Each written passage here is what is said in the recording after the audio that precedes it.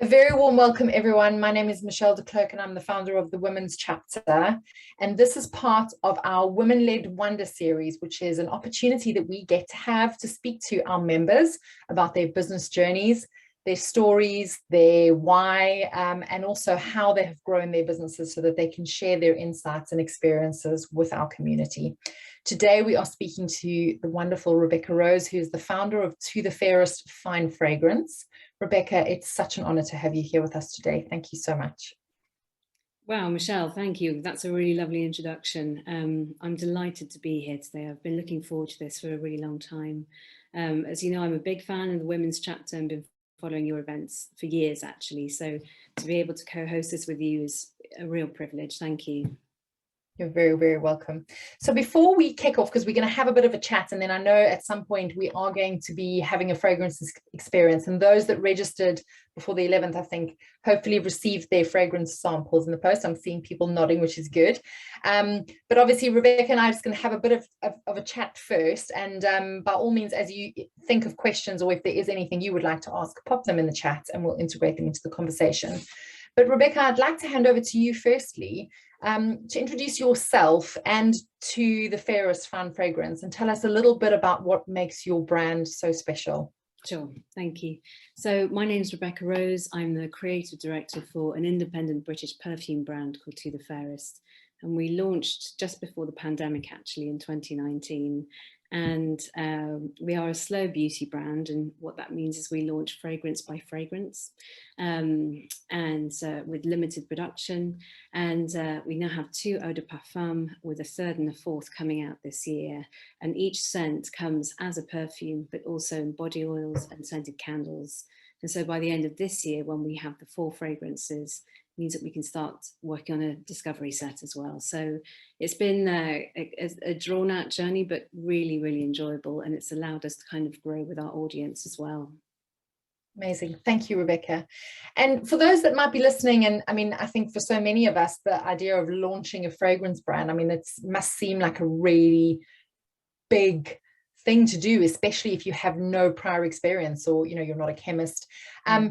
Would that be your advice if somebody was interested in entering the sectors, to kind of take that slow approach? And I mean, have you learned as you've gone along, and has that been really beneficial in terms of the way you've brought your business to market? Absolutely. I mean, you know, the incentive really to have this slow beauty model was financial at the very beginning. There simply wasn't the budget to just launch with 5 fragrances and do the whole marketing push. It was very much kind of gradual evolution. And it felt frustrating at times, but looking back, I'm actually quite grateful that we had that restriction put on us for financial reasons. And also that, like I say, it allows you to grow with your audience. And what I mean by that is, if you launch with a kind of fully formed wardrobe of your florals and your amber and your rose, that's great. But we wanted to kind of grow with our audience in terms of what they were looking for from the mood and the olfactory notes within scents. So in a way, it felt like a little bit more of a collaboration. And is this something that's been a lifelong dream or a vision? I mean, how did it come about that you wanted to launch a fragrance brand? Well, I mean, like a lot of women and men, I'm sure, you know, I just love fragrance. I always have done. It's always been a part of my life, even in the background. You know, in a previous life, before I started working on To The Fairest, I used to be an art historian and worked in research. And you know, but it was always still there. And I became good friends with a woman called Lizzie Ostrom, who is a fragrance writer. And, you know, we were chatting about this idea that I've been, you know, thinking about for years, actually. And she was able to introduce me through her contacts to people who would work with much smaller brands, smaller quantities in terms of factory filling. And you know, I started to connect the dots and think, actually, this could work. It's doable. And so started thinking about it in terms of business, and it started from there, really. Wow. Now, obviously, in terms of timing, you launched at a time that has been presented unprecedented challenges for business and for people in general. You launched just before the pandemic, I think. Can you tell us about that experience and some of the challenges that you've faced? Absolutely. So I think the first problem, the most pressing problem for sure, was when everything shuts and the shop shuts, there were no beauty counters available to go and actually experience this new fragrance in person. And we had to think really quickly about how we could get these samples, these new fragrances into people's hands so they could try them on for themselves. That's when we started the sampling by post service. So like some people who registered today, they would get their 2 ml vials in the post, and they would then try them on at home. And again, this was a sort of new phase for us completely, but it worked out quite well, because instead of being in a department store, for example, trying on a fragrance, rushing to catch the bus, perhaps not being in the right headspace to really appreciate the fragrance and working out if it suits you, people were able to try them on at home instead, take their time, work out if it really suited them, if it's something that they connected with. And that worked out in our favor, actually, because it was a much more thoughtful process of engaging with the scent. Mm. And I think, actually, I mean, and this is purely from a personal perspective, but I have always found fragrance halls or beauty halls and department stores to be really overwhelming. There's so much scent, and it's such, they're often too hot or too cold, and it's kind of that rushed experience, because you're trying several different fragrances all in one go, and you get confused as to which piece of paper relates to which fragrance. And so I think that's a real advantage, I mean, for someone like me, and I think for many people, to be able to, and that's certainly how I was introduced to your fragrances, by trying them at home and having an opportunity to wear them for the day and around the house, and get a feel for which one I preferred. So I think that's a really, you know, from a consumer perspective, has to have been a good innovation for the fragrance industry that brought fragrance to people's homes and gave them an opportunity to try them in that way, where you're not then having to compete with 5 or 6 other fragrances where people might even get confused and buy the wrong one. No, it's so true. And you know, another challenge that we faced that was pandemic related was you know, pop-ups. You know, we joined quite a few pop-ups just as retail was opening up again. And you know, the sampling by post had gone well, but there's still, I don't think there's not really a substitute for meeting your customers in person, being able to explain the notes. And so when we were able to do pop-ups, we signed up for a few brilliant locations, and on both occasions, you know, they had to be shut prematurely because of new lockdown measures that came in unexpectedly. And you know, lots of people in the same boat, but what that forced us to do was basically rethink our online offering. And because we're a small company, we're able to be quite agile in the way that we make changes, which is great. But we introduced shopping and chat by WhatsApp, and started thinking on different kind of digital experiences that we could offer the customer that would hopefully offer some kind of substitute for not meeting in person. And so the WhatsApp platform, because I know you've spoken about this before, and for you know, possibly for the benefit of people who are in the room that might not know about the power of WhatsApp for business, how has that worked? Were you doing video calls with clients, or kind of how were you interacting with people? Because I know you can also add brochures and catalogs and things as well, can't you, on WhatsApp? Yes, that's true. So there is the option to do video calls, but what we found is that most customers, they prefer the old-fashioned chat method, you know, just as if you're chatting with a friend on your regular WhatsApp. Yeah. You know, what notes are in this, and is it daytime, you know, answering in a really informal way questions that they might have. And again, in an environment that they can control, probably texting from home rather than a busy, noisy department store. It's a very different way of discussing the fragrance. Yes, you're right, you can preload as the vendor, you can preload parts or all of your catalogue, so that if someone expresses an interest in, for example, a candle, you can just send them a quick link, they see it all there, and it becomes a much more sort of comprehensive conversation in terms of what they can see and what you're talking about. Brilliant.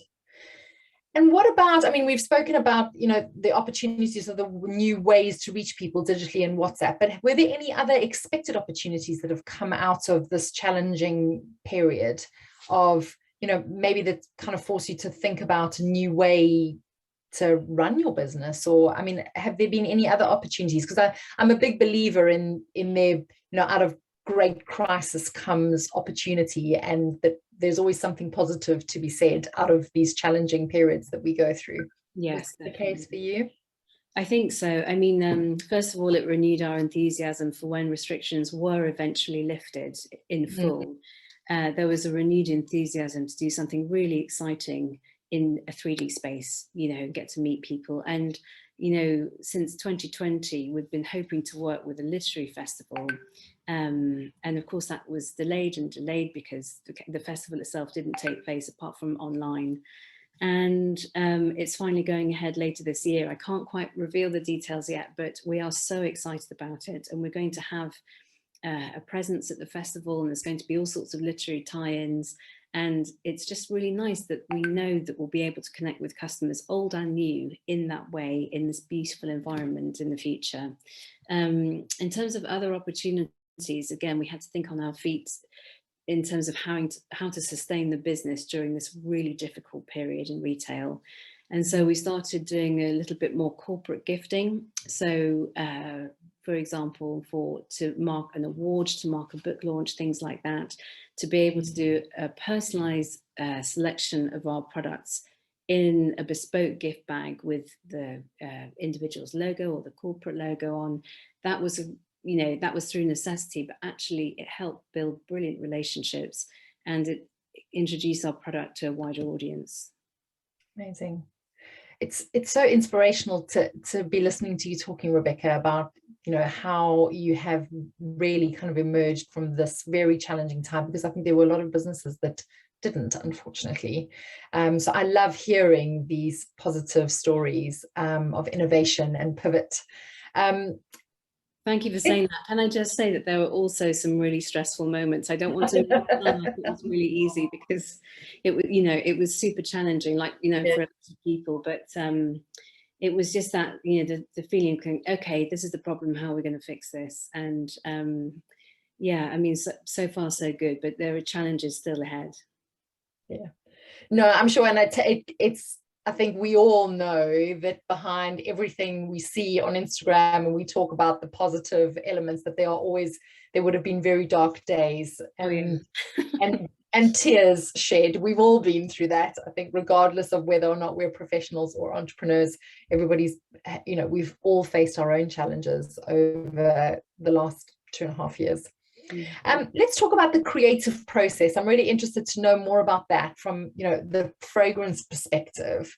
Can you, in layman's terms, talk us through how that works? Yeah, sure. So my role as creative director means that I work with a woman called Penny Williams, who's a creative perfumer, and she helps with the formulation of the scent. So how that happens for us in our relationship is, I will go to her with what they call an odor profile, how I want the fragrance to smell, how I want the wearer to feel when they're wearing it. And I supplement that with a mood board full of visuals that connect in some way with either the notes or the mood of the fragrance. That is occasionally supplemented with audio files, music that I've been listening to, everything that feeds into the scent, everything that feeds into the mood of it. And then together we get the ball rolling, start thinking about different ingredients, what works. And that's how we work. And I think for Penny too, that's quite an unusual approach, but it's just worked for us. And, you know, there's a real synergy there, which I'm extremely grateful for. Wow. So do you have to, I mean, when you talk about notes, would you have to speak about certain scents that you would want to incorporate in that? Or does she translate what you send her, you know, the music, mood board, the images, the inspiration? Does she translate those into the base notes, even if you're not sure what they are? I usually have a pretty good idea of how I want the top notes, heart notes and base notes to appear. And so whether that would be, for example, you know, rose note as its heart, something woody at the base, and Penny then helps me put that together. And like I say, you know, we go through several iterations. So that can be anything from 3 to 10 different iterations, just to make sure that it's exactly connecting with the brief in the way that was intended. But it's an amazing process, because Penny's just got this fabulous way of interpreting ideas. And you're dealing with something that's quite abstract, you know, essentially it's invisible. It's not like saying, oh, that's the wrong shade of lipstick. With scents, you're dealing with something that can be tweaked only by describing it in a way that can sometimes sound quite vague. And so when we do have that synergy together, like I say, I'm extremely grateful for it, because there's a lot of kind of, I wouldn't say telepathy, but you have to be on the same wavelength. Mm. And how did that work when you couldn't meet in person? Because I'm assuming that could work quite well when you were spending time, you know, in a laboratory or in a space together, and you could tweak that as a sort of collaborative process. But were you having to do that remotely? Yeah, it was quite challenging. So of course, when we first started working together, it was under normal conditions. That meant seeing each other in her lab. And then of course the pandemic started, and at the very beginning you really couldn't meet at work at all. And so we were doing a lot of sampling by post. So she would send me a selection, I would write notes, it would go back and forth like that. It's fine, it's not ideal. And then all of a sudden, you know, a set of strict restrictions were lifted and we were able to meet in her garden, and that made it slightly easier. Still not ideal, but a big step forward. Now we're back to normal again, and it's good. But yes, it was really quite challenging at times. Oh, but I think that's fascinating as well, but also from the creative process, that you were still able to do that. And you were talking about that connection that you have with her, and how, you know, the chemistry between the two of you and being on the same page is so important. Oh, yeah. Is that rare? Is it rare to find a chemist or someone who can blend for you that really gets you and gets your vision? I think it is quite rare. I mean, you do hear, though, you know, as you know, there are quite a few niche fragrance brands in the UK now, which is wonderful. And a few of them do have this relationship with a sort of creative director and a creative perfumer as well. And some of them have this sort of synergy where they describe ending each other's sentences. I mean, it's super connected. And that's wonderful. I wouldn't say Penny and I are quite there, but, you know, at the same time, you know, like I say, I think all you need to really be is on the same wavelength and know that you're heading in the same direction in terms of what kind of fragrance you want to create. And I mean, I know all of your fragrances are based on emotions or are created to evoke emotion. How do you go about that? I mean, how do you tie up a scent with an emotion? Or are we all triggered by similar scents for, you know, for similar emotions, or is it different for everybody? I mean, it's such a kind of, from a business perspective, it must be really difficult to determine that. Yeah, it's that's a really interesting question. So obviously, you know, emotions vary within the same person. Your emotional state can vary from the beginning to the end of the day. So from person to person, it's another leap altogether. Yeah. So, you know, what we try to do, you know, often when people think and talk about fragrance, it's about scent memories and that nostalgic element, which is wonderful. It's incredibly comforting. But what I wanted to do with this range of fragrances is actually try and connect with an imagined landscape, you know, the kind of, you know, the future aspect and how you might want to feel in the future or in a certain day, rather than thinking, oh yes, I love this because it reminds me of X. And so trying to get that kind of element of, the future in as well, and connecting with how you want to feel on a certain time, on a certain day. You can do that through, well, for example, the first fragrance, Cécile, we wanted to capture that feeling of having been in the sun all day long, some kind of radiance, and using certain olfactory notes to capture that sensation. So, I mean, again, I can only create what I think would work. It's really up to the wearer if they feel that connects with, you know, with how they want to feel on a certain day. Well, and I love the idea of thinking about how you want to feel in the future. It feels quite empowering. Yeah. That you can, you know, because I think a lot of people have spoken about how even over lockdown, fragrance was so important for them, just even for doing Zoom calls. Yeah. Because it's, you know, it's part of getting dressed, isn't it? And part of kind of moving yourself into a persona or a mindset that you're ready for the day, or you're ready for a big meeting, and your fragrance is part of that. And I love the consideration around that future piece, and that you can use that to be transported to not only somewhere that you recognize from the past, but where you want to be in the future. Yeah, absolutely. Yeah, I've not heard another brand talk about that. And what about, I mean, obviously evoking those past memories. I mean, do you find that there are certain base notes or scents that would make the majority of people feel comforted, or or is it completely personal? Oh, I mean, it really depends. I mean, I think there are certain notes, like you say, for example, soft ambers, soft coconuts, that would make you think, your mind travel to the idea of a holiday or going abroad. Yeah, you're absolutely right. Certain triggers are tied to certain olfactory notes.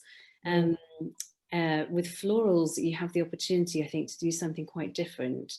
Because, with roses, for example, we think of rose scents as perhaps quite traditional, something that previous generations that was I remember my grandma wearing rose scents, but we have the opportunity now to do something really quite interesting, maybe gender-free, and introduce a soft spice to the rose, and it just gives it that kind of modern edge in a way that's very wearable.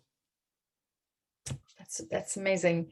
I think the time has come for us to move on to our interactive part. So hopefully a lot of you did receive your samples, but if you didn't, don't worry that you're going to miss out on anything. We're still going to be able to learn some things and take part in the experience, because Rebecca's going to talk us through that.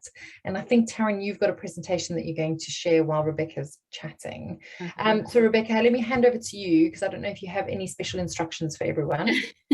Well, I do realise that not everybody received the samples in the post, so I'll try and keep the discussion interesting in a way that doesn't mean that you have to have the physical sample in front of you. But if you did sign up, then you would have received these 2 samples. These are little 2 ml samples of the first fragrance, which is called Cécile.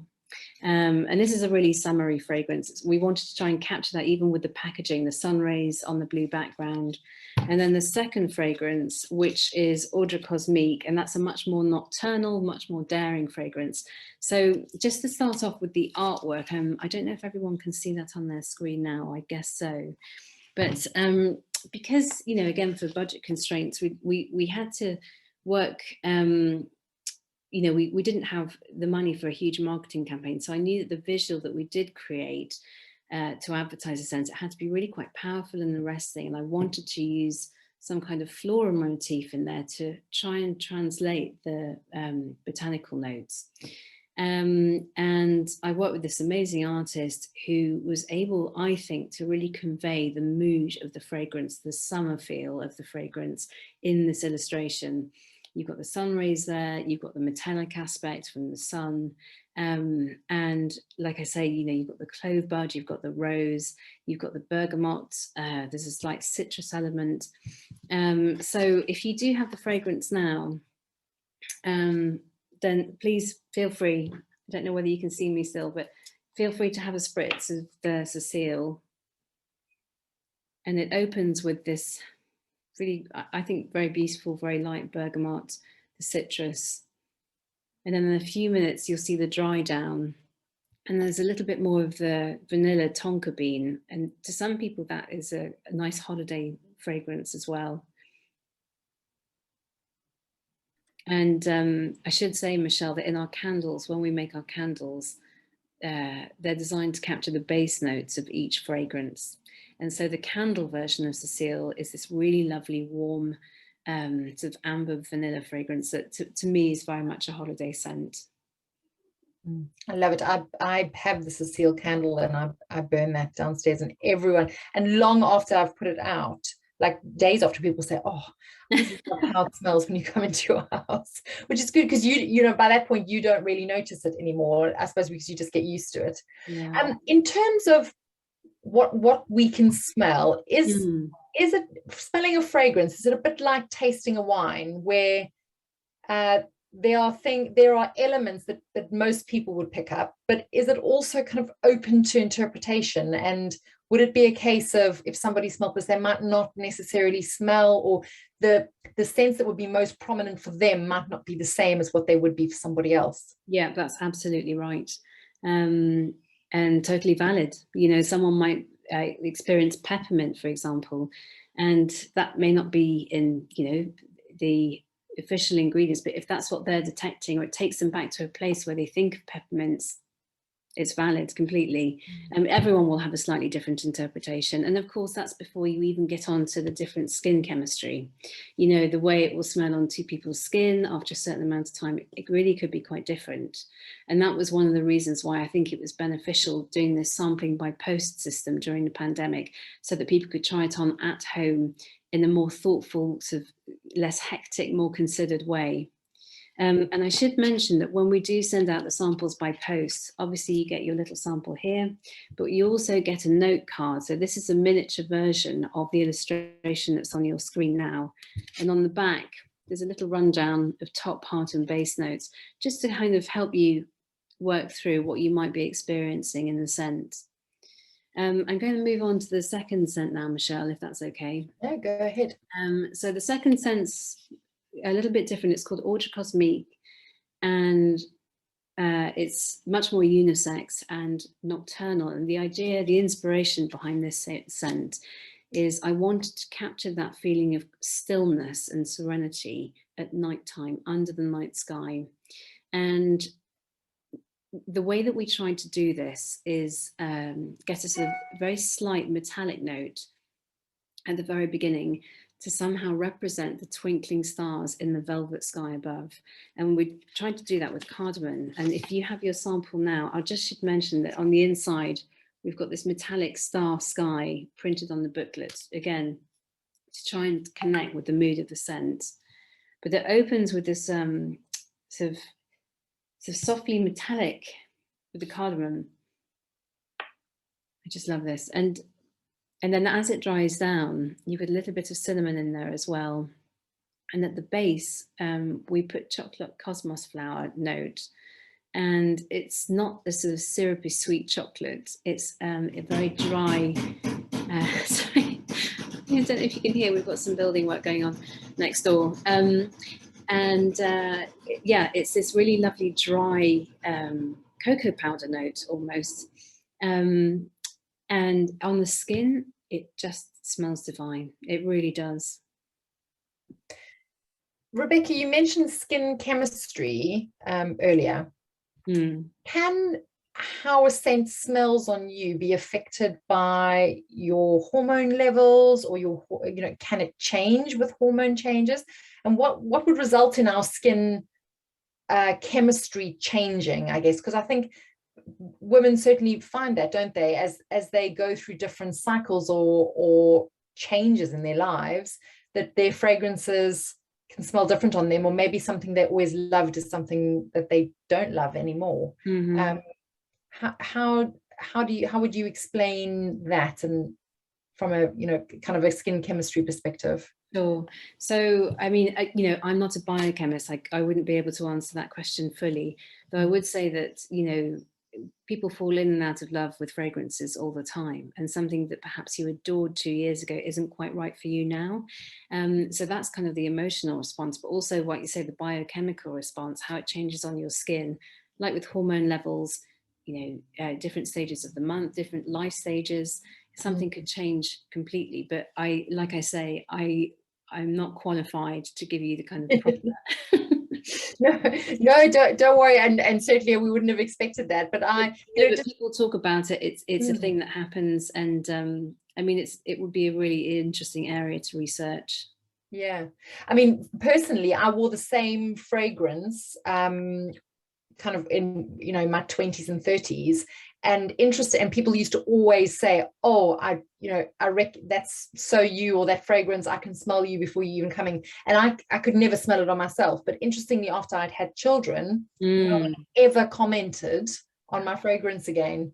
And so I'm guessing it must have been, it was just one of those things with always people say, oh my gosh, are you wearing this? Or what are you wearing? Yeah. And after I'd had my children, that never happened, even though I was still wearing the same fragrance. So it must have reflected differently on me somehow. That's really interesting. I mean, I've heard similar stories, and you know, I think it would be really interesting to look into that area, because there will be changes, you know, subtle and significant, about how scents change on our skin.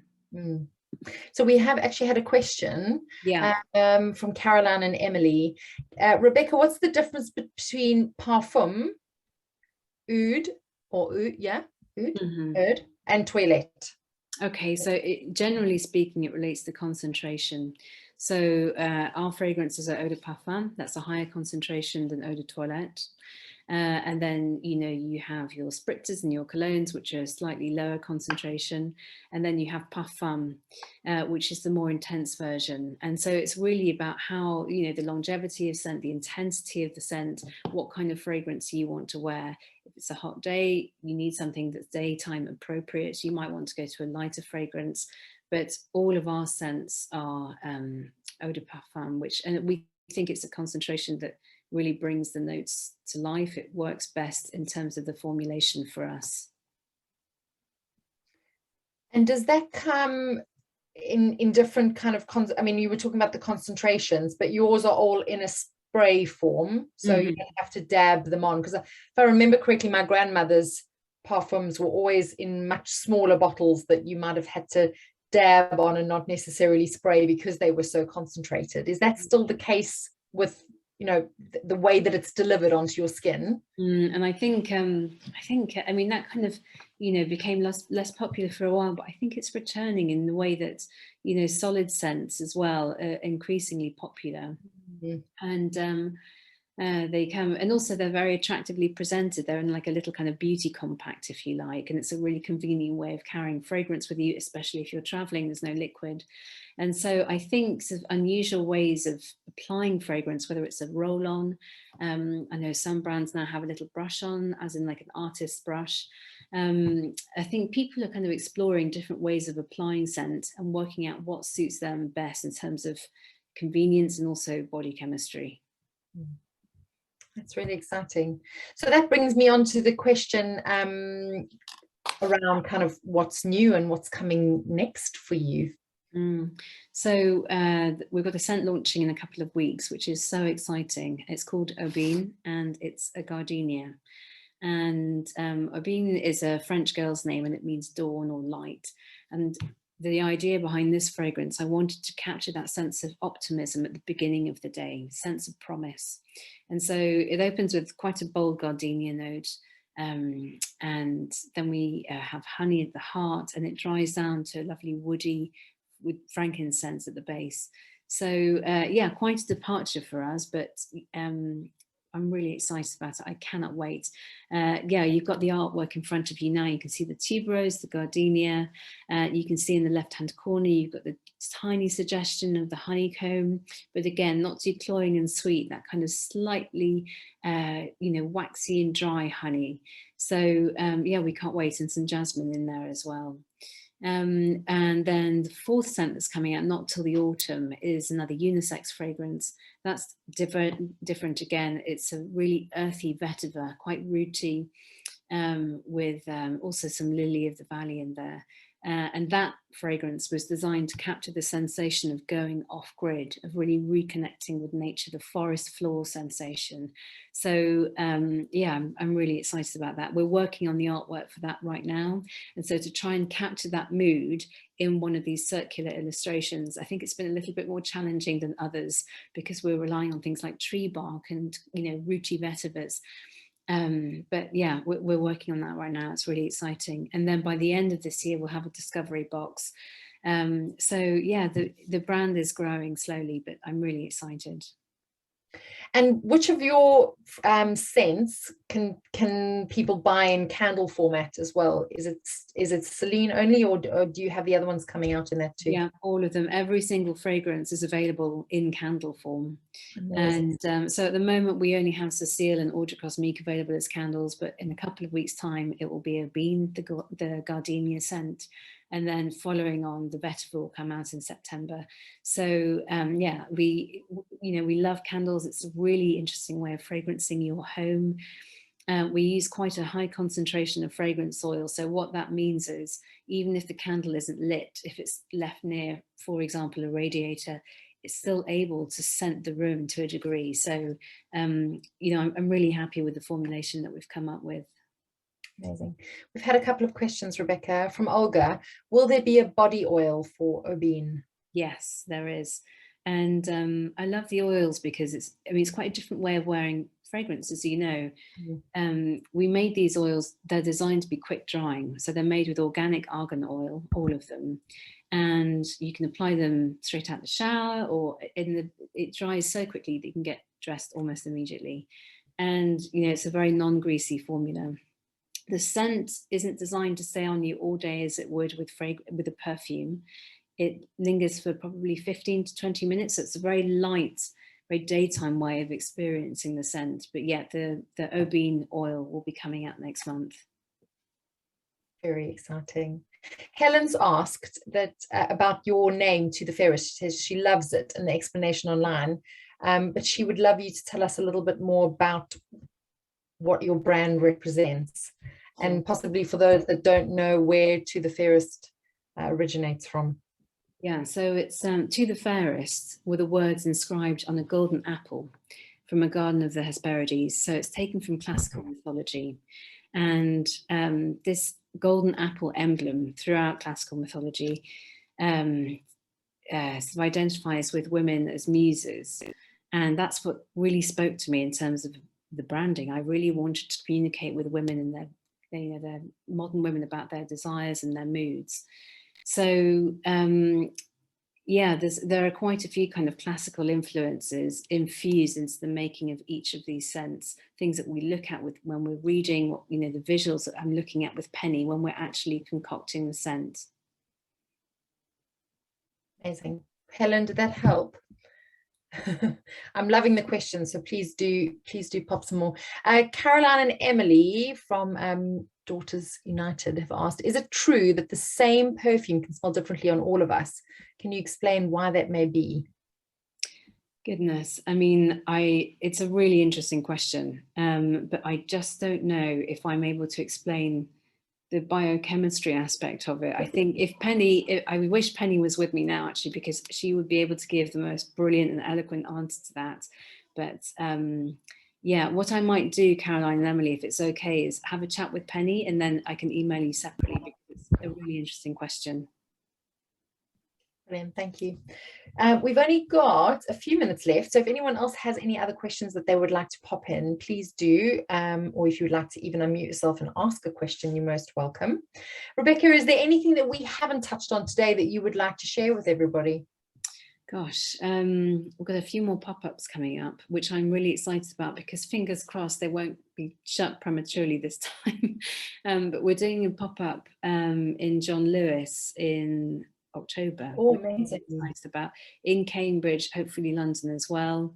We're just sort of finalising the details on that, but I'm so excited. And we've just found out that we're doing the Dalesford Christmas Fair, so I can't wait for that, even though it's quite a few months away now, but the planning's all in place. We're coming up with some really beautiful visual merchandising and lots of special gifts on offer on the day. So it feels so great to be able to plan towards meeting customers face to face again in that environment.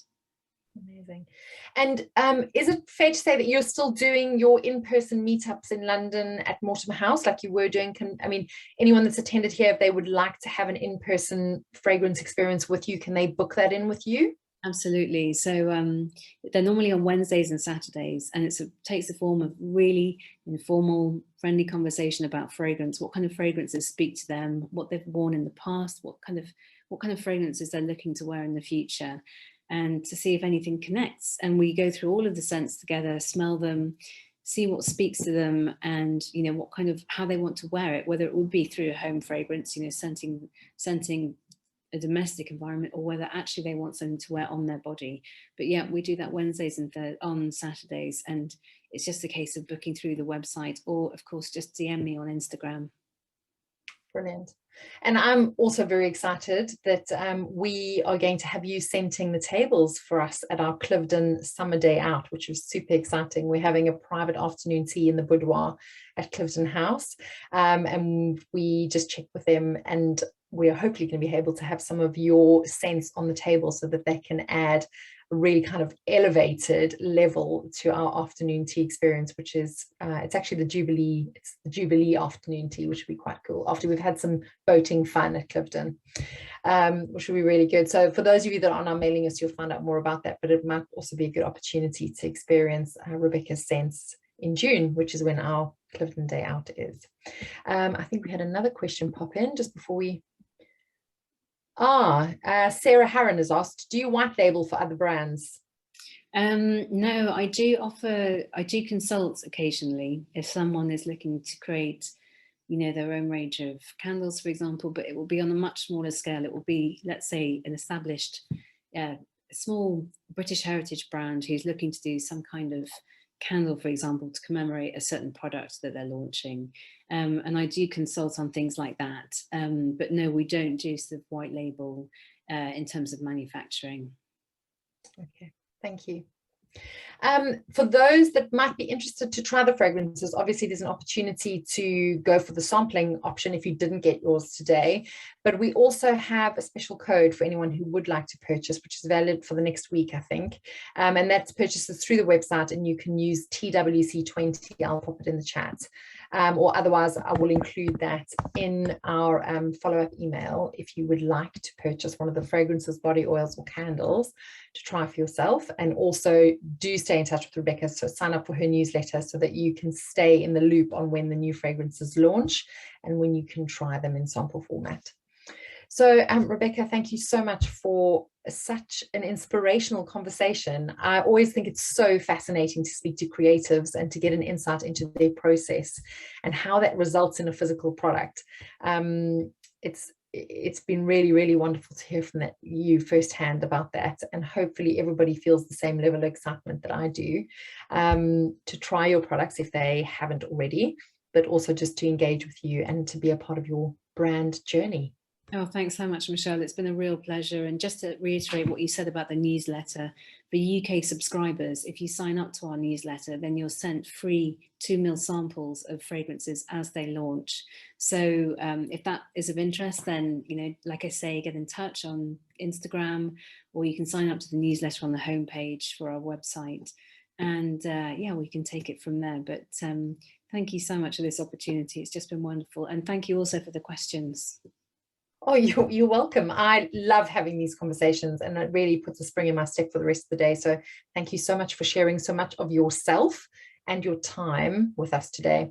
I think I can say that on behalf of everyone. I'm seeing lots of nodding, smiling faces. So thank you so much for joining us, everyone. If you did join halfway through, we had a couple of people join us. As I said, this will be recorded and will be saved on our website, on the Women's Chapter website. It'll be up there soon, but we'll also share a link to the recording with you in the follow-up email. And you're of course welcome to share that with anybody. And Rebecca, I'll connect you with everyone via email as well, should anyone want to get in touch in person or directly with you. Thank you so much. Have a wonderful afternoon, everyone. Thank you so much again, Rebecca. Thank you, Michelle. Thank you, everyone. Take care. Bye.